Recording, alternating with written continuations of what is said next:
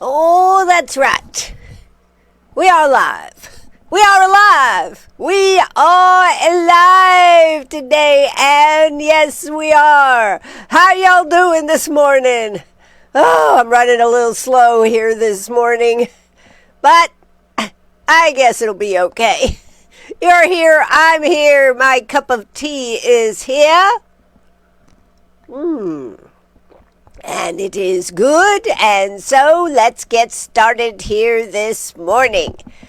We are live on Facebook. I didn't have time to go through the pre-show, the behind the curtain look. I'm just live. I'm alive this morning. Woo!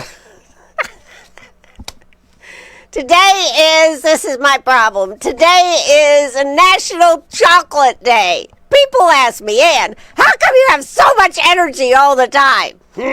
Chocolate. It's not chocolate. Just thought I'd say that. Although today it could be, because it says, eat chocolate with everything. For breakfast, lunch, dinner, any snacks, have chocolate. And that's what I intend to do. I intend to have a big day of chocolate. Now, I certainly hope for lunch today at the state of the county, I think that's what it's called, that they are going to have some chocolate today. I wonder if they've even thought about that today is National Chocolate Day. Such a good day. National Chocolate Day. So it's okay to indulge today. What is it? The 28th, 29th, 3 days before Halloween, it's okay to indulge. As far as I'm concerned, Halloween has been going on for about 2 weeks, 2.5 weeks now. And, of course, coming up on Thursday, a lot of events are going to be happening on Thursday for Halloween. The Boo Bash is going to be happening. That's the one that I plan to be at. If this pain in my butt can get better, it is better. It is much better. And I got to tell you, I went to see Joe. I would not be moving as well, let me tell you, if I had not gone to see Joe over there at your CBD. In fact, after the show yesterday, I had several questions, and I want to share this information because it's one, well, I don't have children, so I don't think about it. But about using CBD to help particularly for children, like in sports, this type of thing. Well, here is what Joe said. Joe said to me, it is okay, but you would not want the one with the THC. There are two versions. One with the THC is stronger. If you have to worry about a drug test or something like that, you would not want to use that one. The other one is good. It's just, I guess, with the THC, gives you a little extra boost. Now, but, it doesn't affect your brain. I mean, I've been slathering this stuff on my butt, and it hasn't made it to my brain yet. So let me tell you, okay. But seriously, he said that if you have, he says, what does he have? I think it's a nephew, and 5 or 6 years old. He was doing something in sports, hurt his foot. Not hurt it, just twisted a muscle, something like that. And putting a little bit on it just made it feel so much better. Joe said, his mother said, that would have been, I guess, his sister, that the child said, oh, this feels good.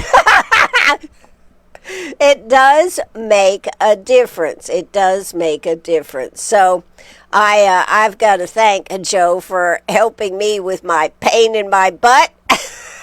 I am much better, but still, I think I had to have pulled a muscle because it has every day it's a little bit better. And of course, if I'd stay off it totally, I'm sure it would heal even quicker. But with Princess Penny and my life demands, that's not quite possible. So I just wanted to say, if you have questions about it, call Joe, go see Joe over at your CBD. I want to say one other thing. A lot of people think that all CBD is created equal, whether you buy it at a gas station or whether you buy it from your CBD. That is not true. Your CBD, you know what you're getting over there with Joe Martin. So go see Joe. That's what I say. If you've got a pain, an ache, a pain in the butt, check with Joe. It can really make a difference. Now, I'm using the highest one that they have. And my only other advice I'm going to say to help Joe out with this is you really have to massage it in.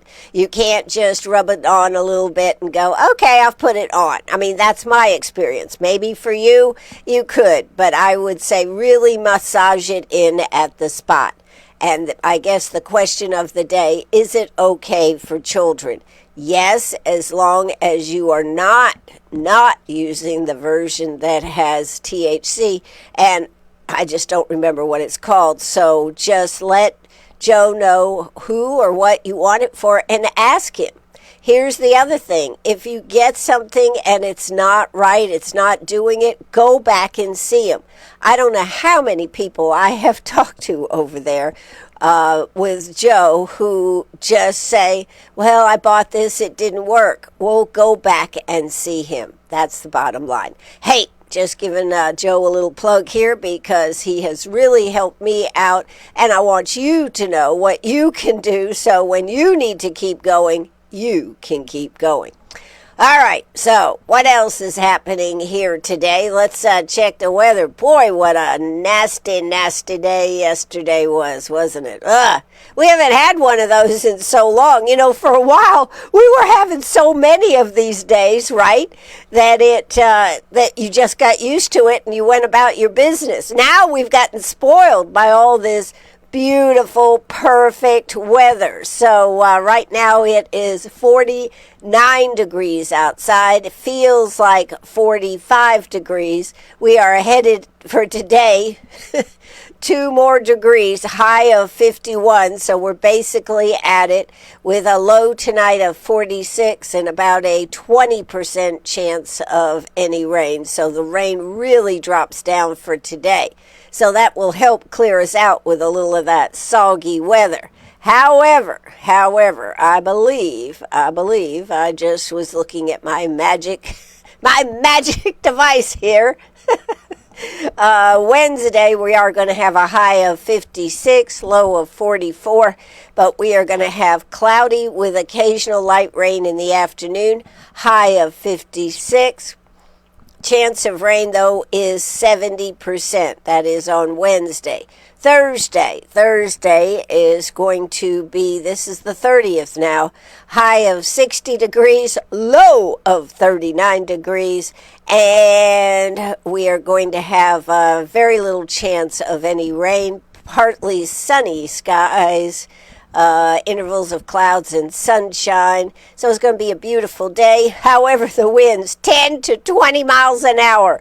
So that's on Thursday. If you are going out trick-or-treating, if you are going to Boo Bash or any of the numerous trunk-or-treats, and you've got kids with you, make sure they got something warm to wear. That's right, because even though it says 60, 39 degrees is going to be the low on Thursday night. Friday, we warm up a little bit more. We are a high of 65, low of 37 with plentiful sunshine. Saturday comes in with a high of 65, low of 41.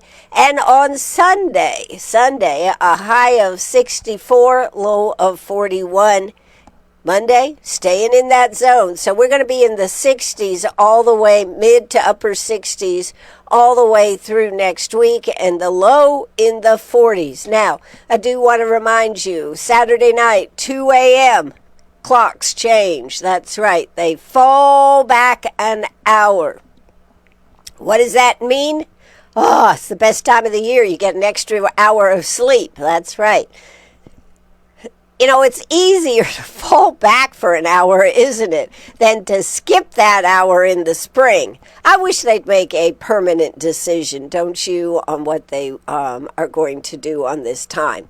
And with President Trump in charge, who knows? They may get that done. We're going to talk about his trip over there in Asia, Japan, etc. here in just a moment. It's also, let me tell you this.Ast is National First Responders Day. National First Responders Day. And after last week's First Responder and Patriots Barbecue, what a fitting time to remember our first responders. They are out there taking care of us and making sure that things are okay. And when you need them, who can you call? Your first responders. Who's always there? Your first responders. So do something nice for a first responder here today. And tomorrow, just in case, I'm going to go ahead and say this because I may forget about it because I'm not one of these people. Tomorrow is National Cat Day. I like cats fine. I just prefer my Princess Penny. So I prefer dogs. But National Cat Day is tomorrow. So I'm sure tomorrow Facebook will be flooded with pictures of cats. There you go. And who knows, maybe there'll be some dogs dressed up as cats tomorrow to get all the attention that they can get. All right, what else do we have here today? We've got the president's trip overseas, over to Japan, Malaysia, all that area. Let's check out what has happened on his trip. He certainly has had a fabulous trip. Overnight in Tokyo, President Trump and Japan's new Prime Minister, Takahashi, signed a rare earths and critical minerals pact designed to cut reliance on China and harden supply chains. Both leaders talked of a golden age in the alliance of Japan accelerates defense plans. The trip also features outreach to U.S. troops and business leaders. Next stop, of course, is South Korea, with Trump and a Xi meeting expected and a talk of a potential trade framework on the table. Let's see what else happens. It is interesting the way Trump has put this trip together, or whoever is in charge, but I expect that President Trump has had a lot to do with it. But it is interesting how he has threaded the needle. How about that? What if we said he threaded the needle the way he took on this trip? He finalized 2 trade deals, Malaysia and Cambodia, aimed at curbing tariff evasion and tightening export control coordination with the U.S., plus frameworks advanced with Thailand and Vietnam.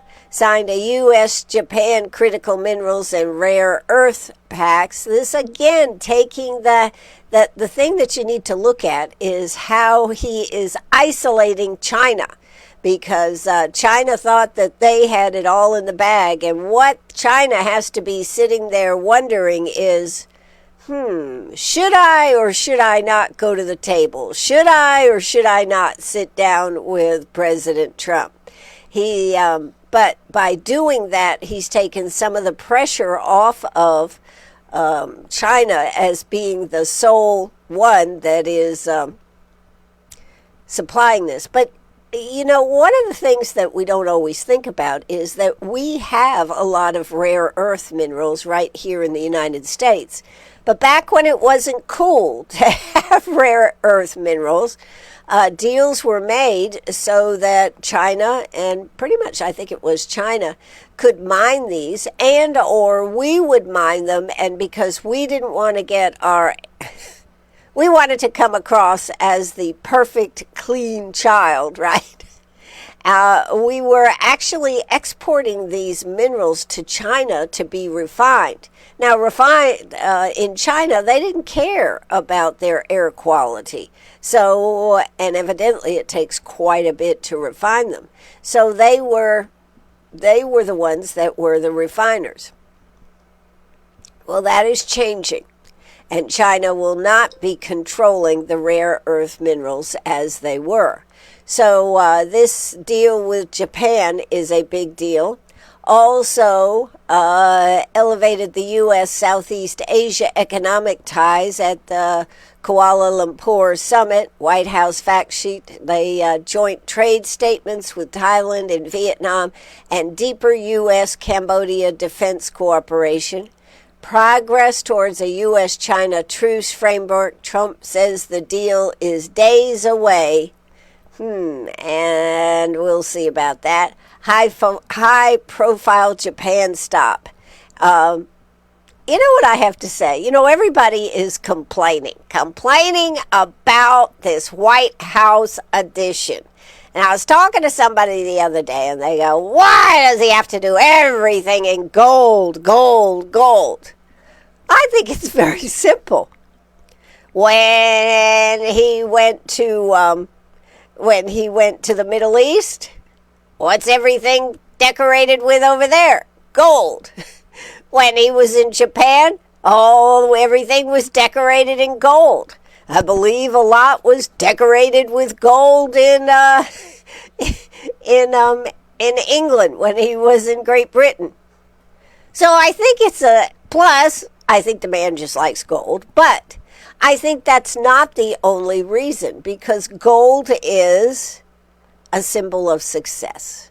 That's I think what that is.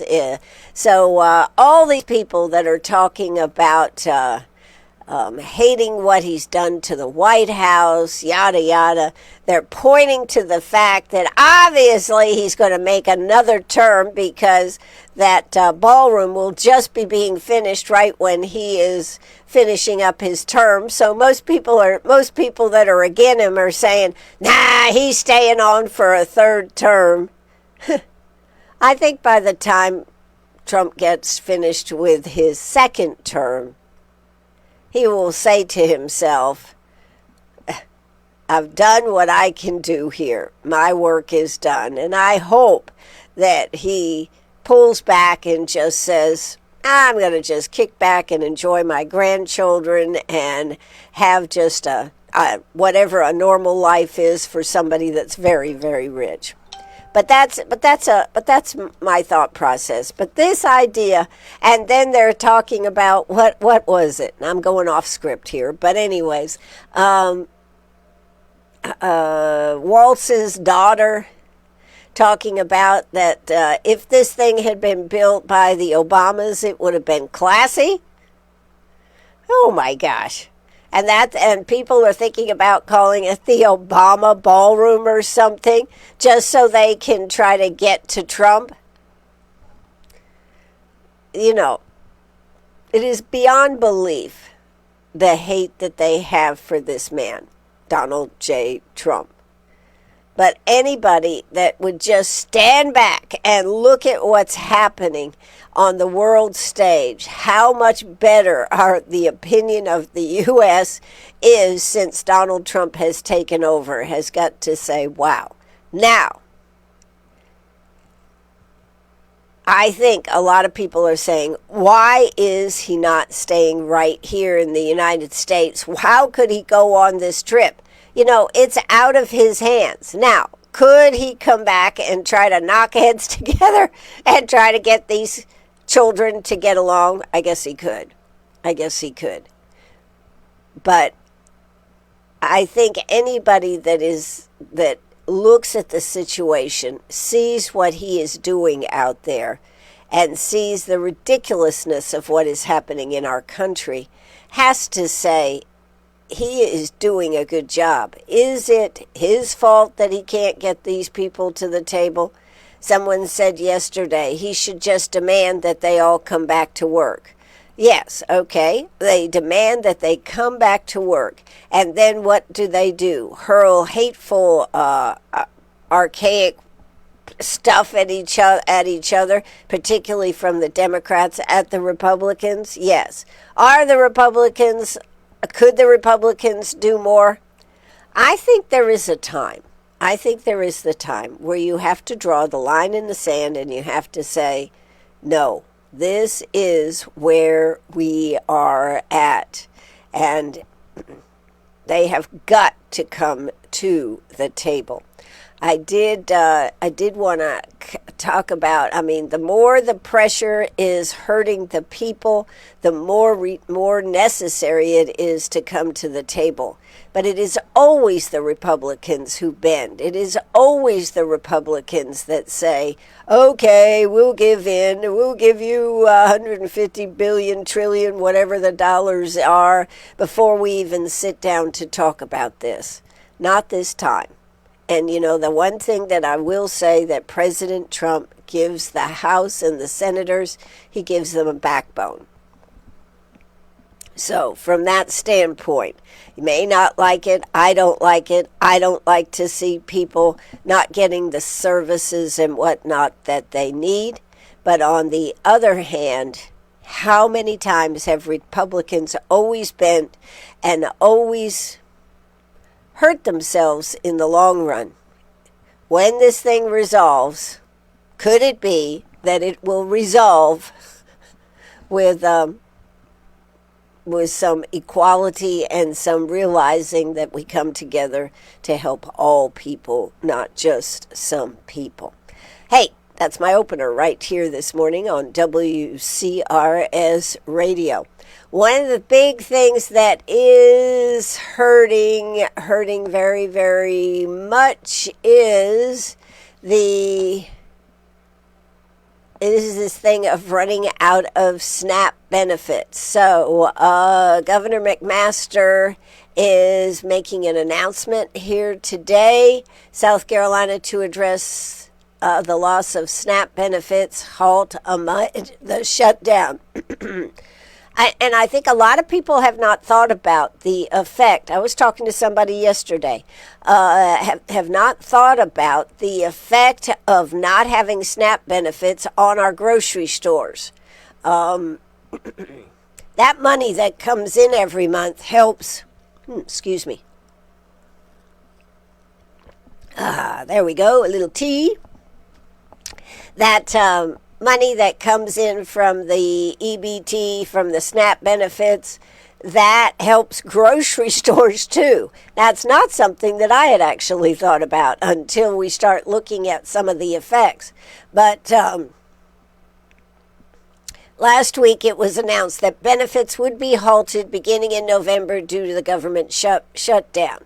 McMaster's office announced yesterday that today the governor would hold a press conference with community and state leaders to announce that the Central Carolina Community Foundation has activated the 1SC fund in response to the U.S. Department of Agriculture's announcement that federal funding for SNAP food benefits will be halted effective November 1st. The release said activation of the 1SC fund will allow for a coordinated charitable giving campaign dedicated to providing direct monetary assistance to regional food banks and local feeding partners across the state.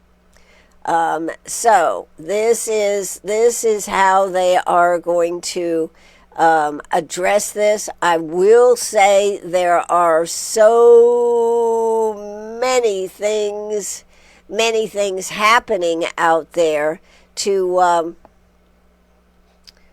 help. I saw, let me see if I can find it, what the Fun Factory is going to be doing. They're going to be having a truck.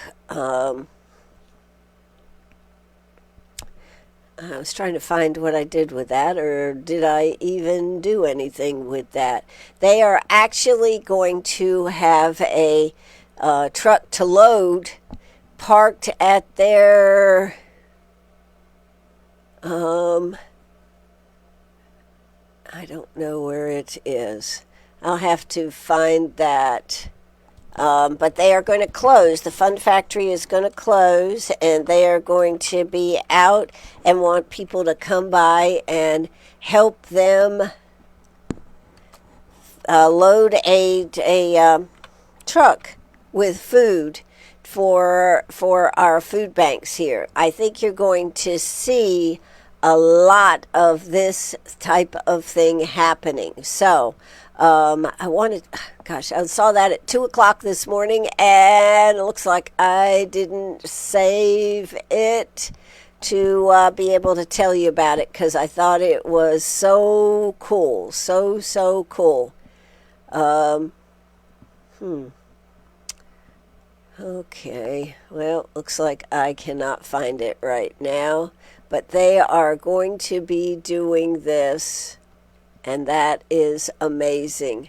They're going to be loading it up. They're going to have all kinds of fun things. I think, do they live out at Stony Point, maybe right on the outside or the edge of Stony Point? Goodness, I'll never find it that way. All right. Anyways, I hope I can find that before the end of the show so I can share that. But that doesn't stop everybody for looking at Halloween and saying maybe we can do something to help with hunger. Help with hunger.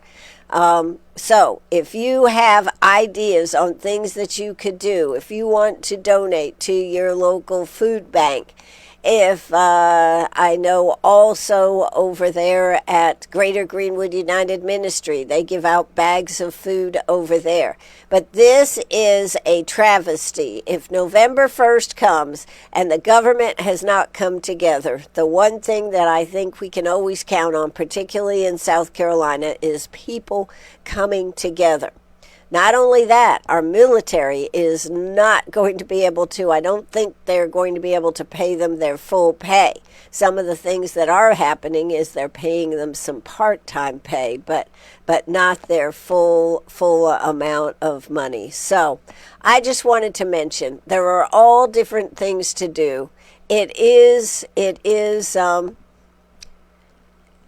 Halloween, so let's see if we can do something good for our community. And I really thought what I saw that they were doing would be such a great idea. They're going to be loading a tractor trailer with food and then delivering it to the local food banks. So, but I guess I don't see it. I don't see it. So, I wish I could find that. Anyways, let's move on and talk about some other things. I wanted to throw a little shout out about this U.S. Masters Swimming. The Greenville Splash members set the 95 to 99 200 meter record with a time of 8.38 minutes and 32 seconds, her first record. How about that? U.S. Masters Swimming. How old is she? 95. She is 95. I wanted to share that because I thought that was pretty darn neat that she was out there doing that. So, just thought I'd tell you a little bit about that. That's just something before I lose this event that I thought the piece of news that I had found. All right, let's talk about some of the other things that I wanted to get to here this morning real quick. I want to talk about this. I have too many events and too little time. Fitz News has done a very interesting article about a population surge is coming. Will South Carolina be ready? This, I think, is on everybody's mind. This is on everybody's mind. New wave of growth is going to put a major strain on the Palmetto State. I believe this to be true. We already see the effect of so many people coming in, the housing booms, the change in our topography because of so many people. We worry about, I know right here in Greenwood, we worry about, do we have enough of the water and sewer and electric lines, all this kind of stuff? How much effect is it going to be? It says the Palmetto State is bracing for an influx of 690,000 new citizens over the coming 25 years, according to a recent data from the Weldon Cooper Center for Public Service at the University of Virginia. Should that projection hold, see, we could close our doors, folks, and just say we're not taking anymore, or maybe we should do this. We could run a lottery. Or we could be like President Trump. I'm being funny now. I'm being funny. And if you've got the qualifications that we want, we'll let you in. You know, years ago, people told me that was the most stupid thing I came up with. When we had all this immigration problem, one of my ideas is, well, why don't we post the National Guard all around our borders to make sure they can't get in? You know, I was saying it as a joke, but do you know how many of our politicians said, Ann, you can't do that? Well, it was a joke, but nobody got it. I just thought that was hysterical. All right, anyways, should the projection hold, South Carolina would rank number 15 nationally in terms of its overall population growth over that period. Not in the most people, but in growth. On a percentage basis, the Palmetto State's population is forecast to grow by 13%, which... Oh, you are listening to WCRS right here in Greenwood. On a percentage basis, the Palmetto State's population is forecast to grow by 13%, which would rank it number 13 nationally. It is phenomenal when you look at, they have a map that shows how growth. It is interesting. In my home state of Maine, that's gone a little off the rails, folks, they're showing a negative 5%. There'll be less people living in Maine 25 years from now than there is right now. And that's a travesty, but look at what's happening up there in Maine. Okay, but then you come down, if you look at South Carolina, I guess we could let's see, can I pop this up here? We sure can. We can pop this up here. Where is it? Top monitor. Okay. You can see the map, and I'm just going to point out minus 5% for Maine, minus 3% in Pennsylvania. However, New York does show a 4% growth, but then again, they've always been a populated state. Michigan, minus 4%. Illinois, minus 8%. That's right. Texas would see a plus 27%, and Florida a plus 22%. South Carolina, plus 13%. Georgia, plus 15%. North Carolina, 11%. Tennessee, 10%. So you're definitely seeing the states where big growth is going to happen. The question is, are we capable of handling this population? When you go out west, you look at Nevada, will get a plus 27%. Idaho, 30%. Utah plus 35%. Alaska minus 1%. There you go. Anyways, I just thought you might find that interesting to see the table that I was looking at. And of course, if you're on Facebook Live, you can see that. But to go on to my point here, on percentage basis, neighboring Georgia is in line. Now, this is over the next 25 years. Many of us probably won't be here. We won't have to worry about it. But anyways, neighboring Georgia is in line to welcome 1.7 million new citizens, a 15% increase, while Florida is expecting a whopping 5.1 million new residents. Florida's projected population growth ranks second nationally to Texas, with a staggering 8.6 million new residents over the next quarter of a century. On a percentage basis, of course, Utah's got a lot of room, so they don't have the population that a lot of these other densities, other states do. Utah leads the nation with a projected 35% surge in its population between now and the midpoint of the century. So, all of these, and then it talks about, I just showed you the map that showed you the people that are states that are going to be losing. In South Carolina, is South Carolina poised to handle its upcoming influx of new people?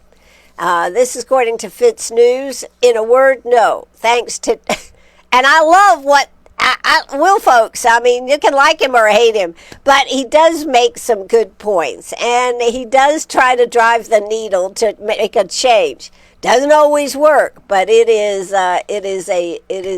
me, it's a good source.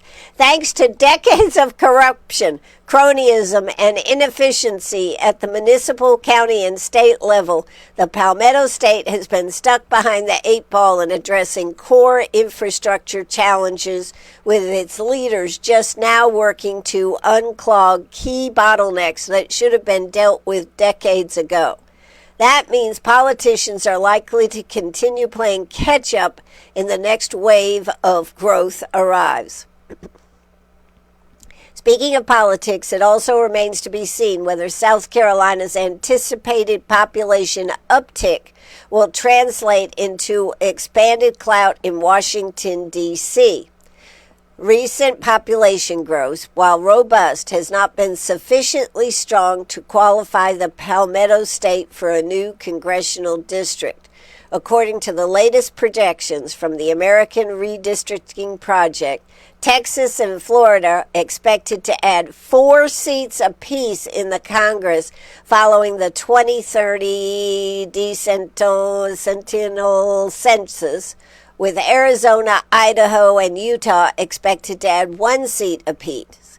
Conversely, California will lose 3 seats, New York 2, Pennsylvania, Rhode Island, Minnesota, Illinois, Oregon, and Wisconsin minus 1 seat apiece, and all projected to lose congressional representation following the next census. So, this is an interesting article. Are our legislators going to get off their ass? And speaking of that, I still have the pain in my butt. Okay. Are they going to get some of the things that we need, such as the infrastructure, the roads? Are we going to have water and sewer and electricity and the energy component? Every time I talked to last week, whether it was Representative Sherry Biggs, whether it was the Lieutenant Governor Pamela Evett, everybody was talking about the need for energy here in South Carolina and how some of the reactors are being reactivated, how we're looking at doing power to keep our state safe. But you know, one of the things they never talk about that could bring everything down, and I don't mean to be negatory, but is hardening the grid so that should we get hit by some influx of China's spyware or this type of thing, can our grid stand up to it? I think that is a very good question, and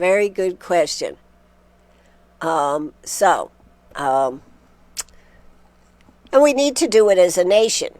I, for one, think that South Carolina should be looking at it. And when I talk to some of our legislators, they all agree.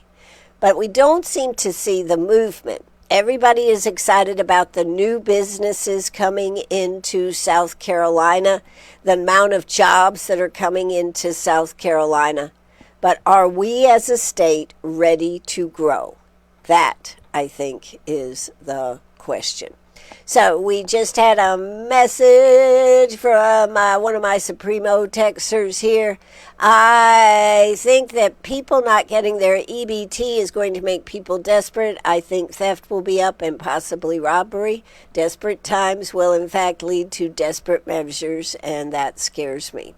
Well, I think you are absolutely right. That is why it is important that we try to get food, number one, to the people. Some of these programs that people are doing for, like I said, the Fun Factory is doing a big food drive. I think you're going to see other food drives.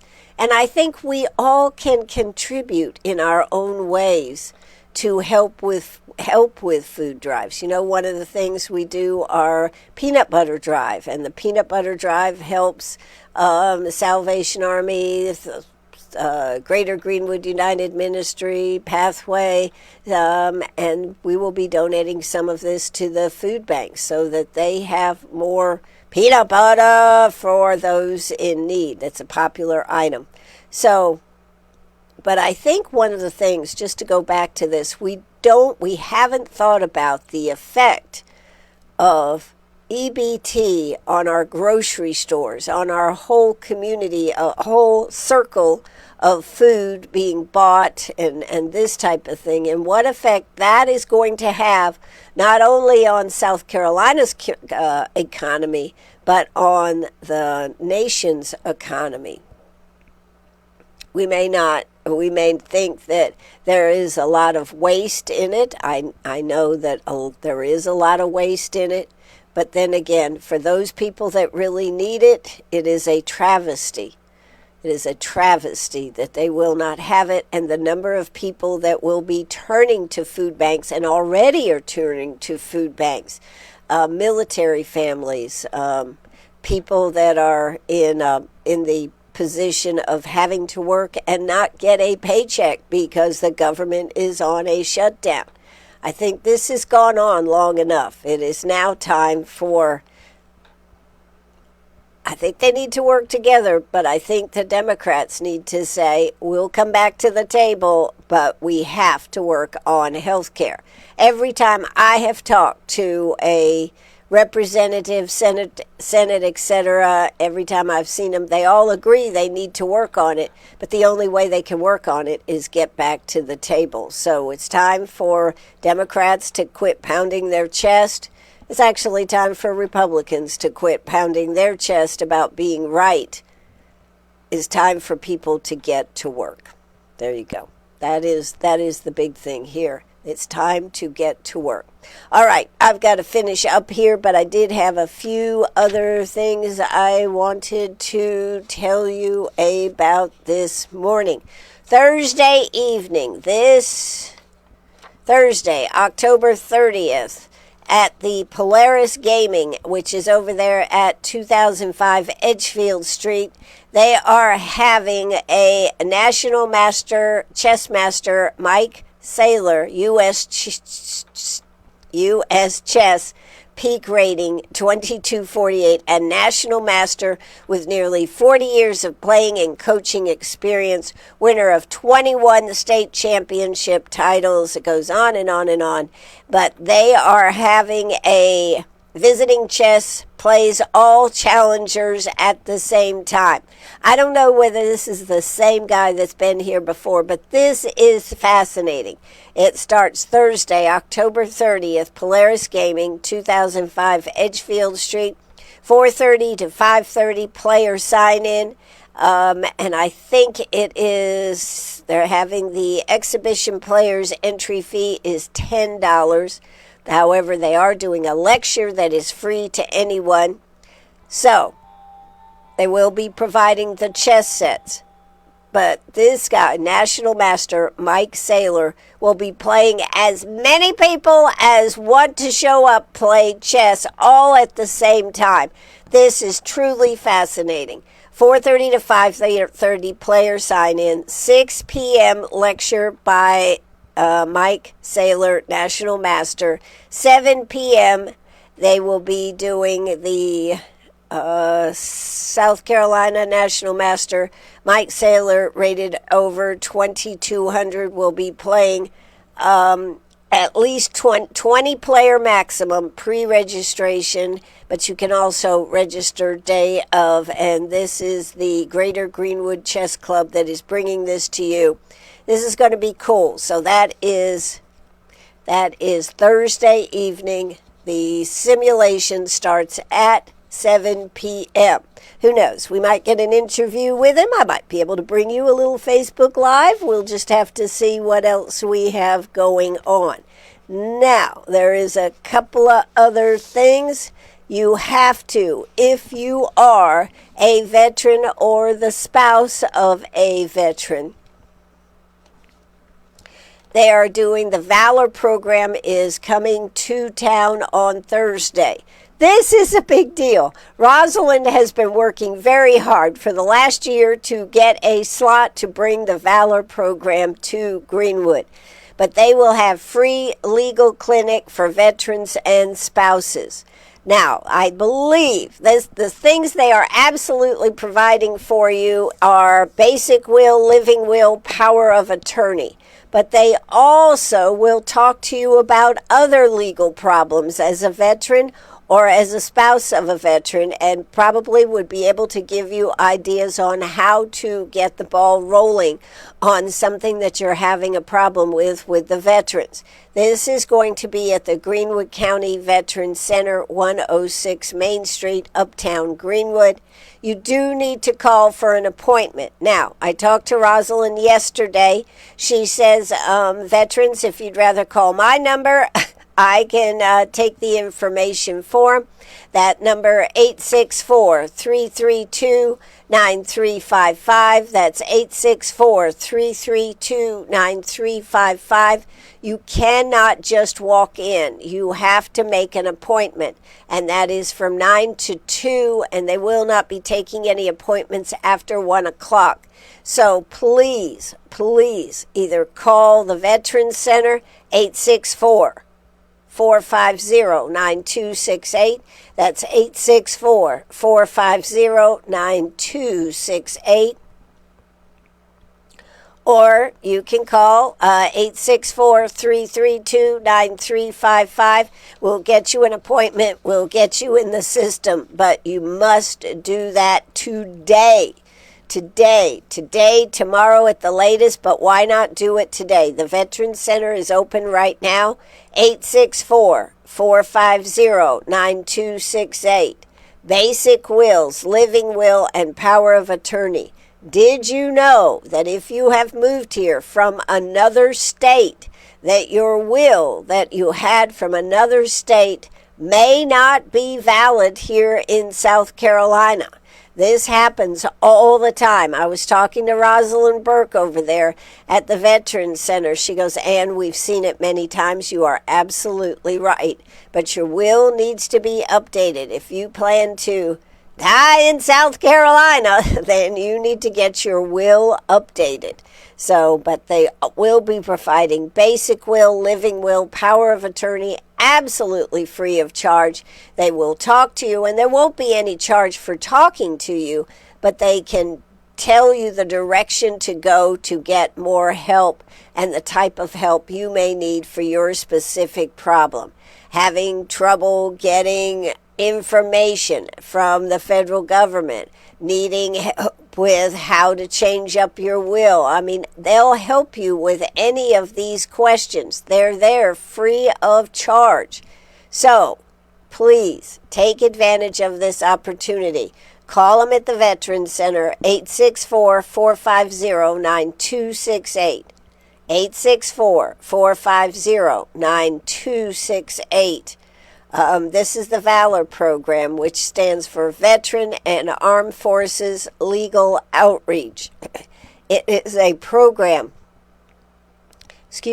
which is very hard to get to come to an area, and she has gotten them here for Thursday. Please give her a call, 864-450-9268. Get her done. You'll be glad you did. That is going to be it for me. I do want you to know this afternoon on WCRS Radio, meet me at the diner. We are going to be talking about America 250 and the role that South Carolina and the role that Greenwood played in that, and some of the events and everything that are going on and what they're working on for this big celebration for America's 250th birthday. And so Kelly McWhorter will be here. Chip Tinsley will be here.